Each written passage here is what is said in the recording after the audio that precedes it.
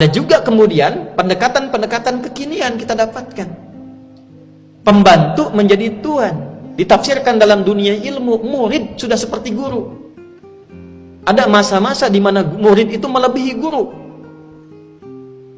Belum bisa lancar baca Quran pun sudah memberikan fatwa. Baru belajar terjemah sudah menghukumi orang. Baru berhijrah sudah memvonis. Bahkan yang paling bahaya, tidak berkompeten di bidangnya sudah komentar. Kuliah jurusan umum, belajar agama tidak tahu mendalam, tapi tiba-tiba sudah berkomentar masalah pengetahuan dan seperti memberikan fatwa. Nah, era itu akan terjadi. Dan puncaknya kalau kita bandingkan detail tafsir di hadis lain, misal dalam kitab yang sama Sahih Muslim nomor hadis 2673, di Al-Bukhari nomor hadis ke-100, rawinya anaknya Umar bin Khattab, ya. Atau ada yang mengatakan satu riwayat lain Abdullah bin Amr bin As. Jadi ada Abdullah bin Umar bin Khattab, ada Abdullah bin Amr bin As.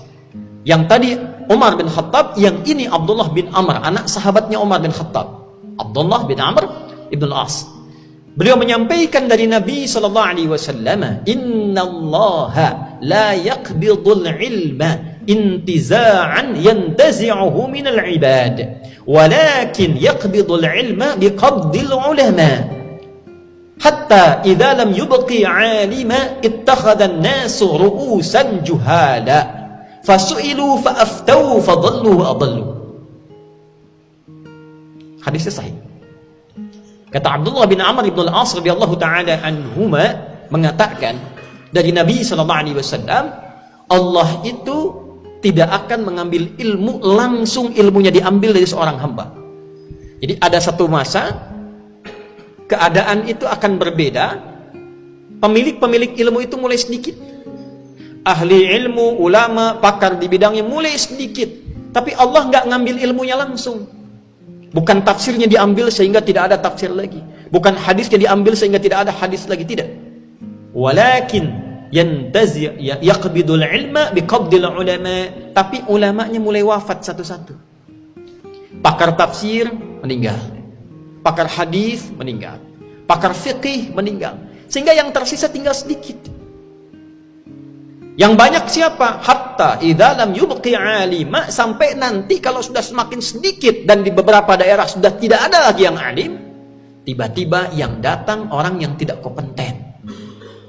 Dan banyak bergelar ustaz. Ustaz, ustaz, ustaz, ustaz, tapi tidak punya kepakaran. Fasu'ilu fa'aftau fadallu wa adallu. Maka yang paling celaka itu kata Nabi, ittakhadhan nasu ru'usan juhala. Mulailah orang-orang yang tidak punya kompetensi tadi ternyata jadi sandaran manusia. Orang kebanyakan kok tiba-tiba belajarnya ke situ. Tidak punya latar belakang, tidak tahu cara merumuskan persoalan fikih. Ini dalilnya begini, merumuskannya seperti ini. Inilah hasilnya seperti ini. Tidak pernah belajar. Jurusannya tidak linear, tidak nyambung. Tapi tiba-tiba jadi ustaz. Tiba-tiba mengajar. Maka yang terjadi apa? Ketika ditanya dia memberikan jawaban seakan memberikan fatwa, fadallu, jawabannya menyesatkan, fa'adallu, yang mendengar pun tersesat.